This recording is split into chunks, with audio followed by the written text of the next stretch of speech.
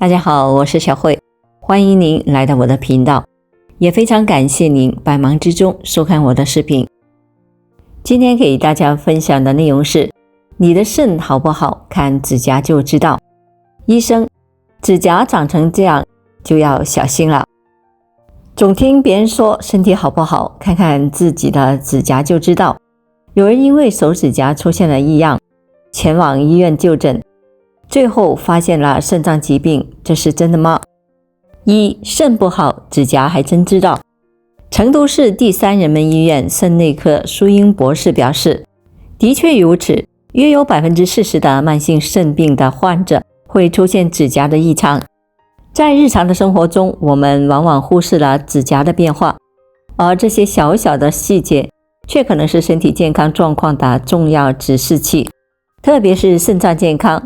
它在人体中扮演着关键的过滤和排毒角色，一旦功能受损，可能就会在指甲上留下线索。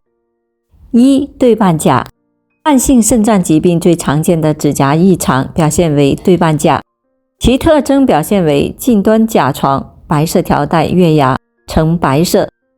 且占据了甲床 50% 以上，远端指甲呈红色、粉红色或者是棕色。因此，如果出现对半甲，很有可能就是继发于慢性肾脏疾病，比如慢性肾功能不全、尿毒症患者，也有可能是由于慢性肝病、肝硬化、充血性心力衰竭等的疾病造成，应该及时到医院进行检查，明确病因。白甲，些慢性肾病患者出现白甲，其典型表现为几乎整个指甲呈白色膜玻璃混浊，月牙消失，远端边缘有一条狭窄的正常粉红色甲床。这种指甲有两个特点，就是几乎整个指甲呈白色膜玻璃混浊，远端边缘有一条狭窄的正常粉红色甲床。白甲也可能见于其他的疾病，如慢性肝病、肝硬化、充血性心力衰竭、自身免疫系统疾病、白色氏病和克罗恩氏病等，其实药物影响。同时，慢性肾脏病也可能会出现其他的指甲异常，如月牙消失、杵状凸起、纵向棘状凸起、甲真菌病、破甲、碎片出血、凹陷和前状甲畸形等。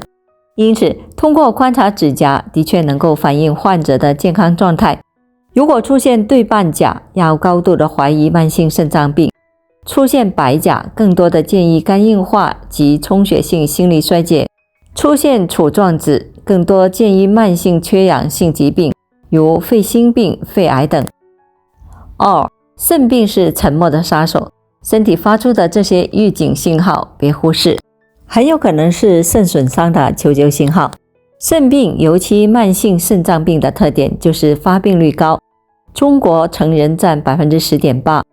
患病人群基数大，中国约 1.3 亿人。肾病被称为是沉默杀手，这主要是因为肾病早期并没有明显的症状，但是如果出现这些非典型症状，那么很有可能是肾损伤的求救信号。不明原因的乏力，当出现不明原因的乏力，很有可能是肾功能不好，从而造成大量的代谢废物不能排出体外，从而使人出现疲倦、精神不振、乏力等。特别是肾功能损伤还容易造成肾性贫血，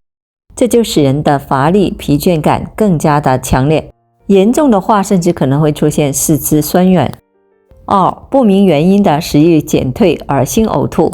当出现慢性肾病时，可影响到水代谢，容易造成胃肠道的水肿，这就容易出现食欲减退的不适症状。再加上肾脏代谢也出现问题，这样可造成血中尿素氮增高，这些尿素氮在肠道中可被分解为氨，从而可对胃肠道黏膜造成刺激，这样就会引起恶心呕吐的不适症状。血压升高，出现血压升高，可能许多人都认为是高血压所致，但是其实肾脏损伤也会造成血压升高，这是因为肾脏损伤会影响到肾脏的内分泌功能，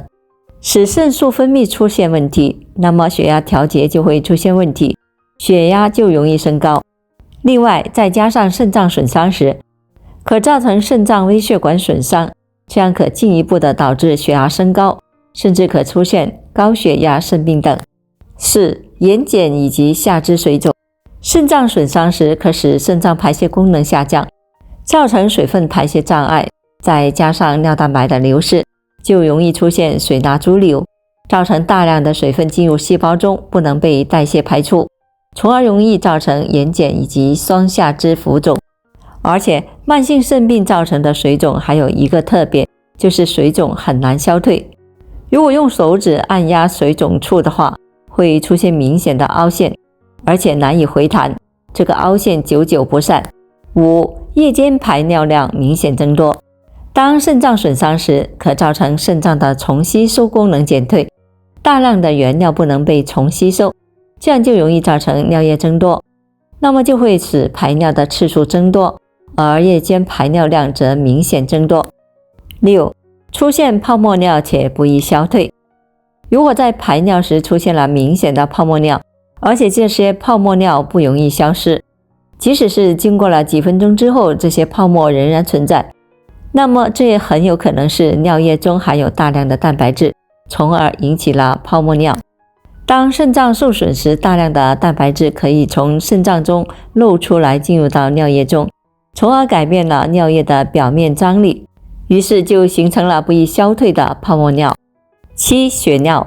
当肾脏损伤时，肾脏的滤功能就会受到影响，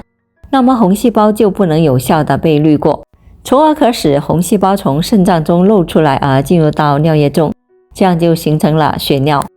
总的来说，如果在日常生活中发现自己出现以上的这些异常，一定要引起重视，很有可能是肾脏损伤发出的求救信号，要及时的到医院进行相关检查，查出病因，再进行针对性治疗。